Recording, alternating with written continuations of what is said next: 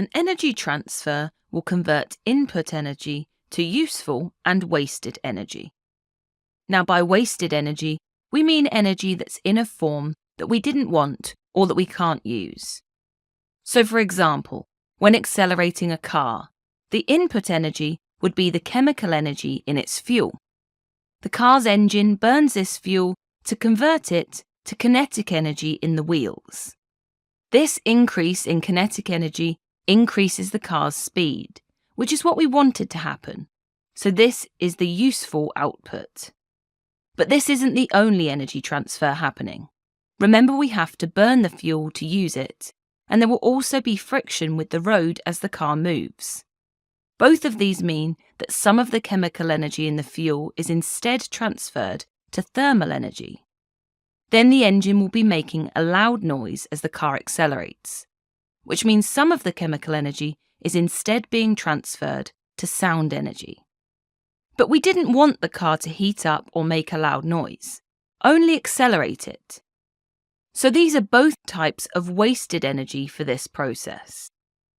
Furthermore, this is energy we can't store or use again. But how do we describe how much useful energy we get out of a process? Well, the efficiency of an energy transfer is the proportion of the input energy that becomes useful output energy. In other words, the more efficient a process is, the more useful output we will get from a given input. We can break down the proportions of energy involved in this transfer in the car, since we know all the chemical energy has to have been converted into one of these output forms.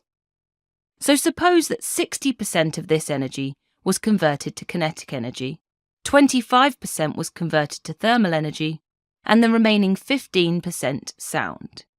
In this case, the efficiency of the process would be 60%, as this is the proportion of the input energy that was converted to useful output. But why is knowing the efficiency of a process important?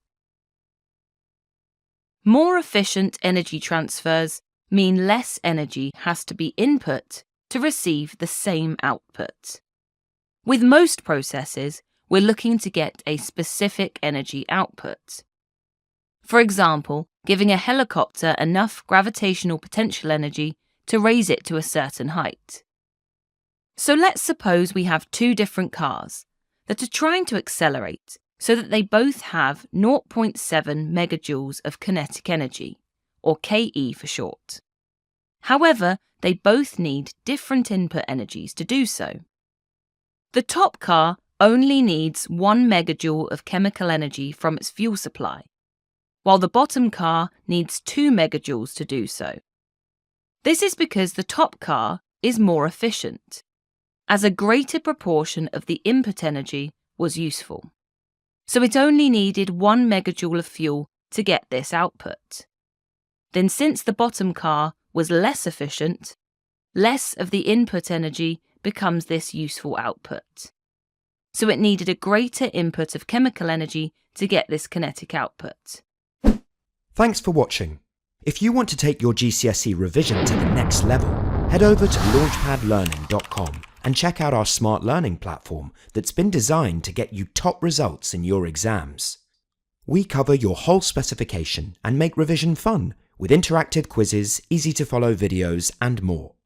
You'll be kept motivated by your own AI tutor who's here to support you every step of the way. To check it out for yourself, click here. Or click here to keep watching a selection of the videos from our full GCSE Physics course. See you there!